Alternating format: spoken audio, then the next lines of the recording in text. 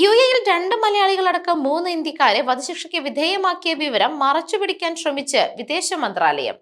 UP സ്വദേശിയായ ഷെഹ്സാദി ഖാനെ ഫെബ്രുവരി 15-നാണ് വധശിക്ഷയ്ക്ക് വിധേയമാക്കിയത്. എന്നാൽ കഴിഞ്ഞ തിങ്കളാഴ്ചയാണ് വിദേശകാര്യ മന്ത്രാലയം ഇക്കാര്യം സ്ഥിരീകരിച്ചത്.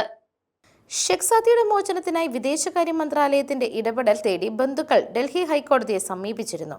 തിങ്കളാഴ്ച ഹൈക്കോടതി കേസ് പരിഗണിച്ച ഘട്ടത്തിൽ മാത്രമാണ് ഷെഹ്സാദിയുടെ വധശിക്ഷ നടപ്പിലാക്കിയെന്ന് വിദേശകാര്യ മന്ത്രാലയം അറിയിച്ചത്. ഷെഹ്സാദിയെയും മലയാളിയായ മുഹമ്മദ് റിനാഷ്, മുരളീധരൻ പെരുമ്പട്ടവളപ്പിൽ എന്നിവരെ വധശിക്ഷയ്ക്ക് വിധേയമാക്കിയ വിവരം ഫെബ്രുവരി 28-ന് മാത്രമാണ് യു.എ.ഇ ഇന്ത്യൻ എംബസിയെ അറിയിച്ചത് എന്നാണ് അവകാശവാദം. എന്നാൽ അപ്പോഴും അക്കാര്യം പുറത്തുവിടാൻ വിദേശകാര്യ മന്ത്രാലയം തയ്യാറായിട്ടില്ല. ഷെഹ്സാദി വധിക്കപ്പെട്ട വിവരം ബന്ധുക്കളെ അറിയിക്കുന്നതിന് പകരം കോടതിയെയാണ് അറിയിച്ചത്. മലയാളികളുടെ വധശിക്ഷ നടപ്പിലാക്കിയ വിവരമാകട്ടെ ബുധനാഴ്ച രാത്രി വൈകി വിദേശകാര്യ മന്ത്രാലയം വാർത്തകൾ ചെയ്യുന്ന മാധ്യമ പ്രവർത്തകരെ മാത്രമായി അറിയിക്കുകയായിരുന്നു.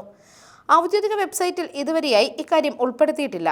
ഇന്ത്യക്കാരുടെ മോചനത്തിനായി യു.എയിലെ എംബസി എന്തു ചെയ്തുവെന്നും വിശദീകരിച്ചിട്ടില്ല. News desk മെഗ്നവിഷൻ.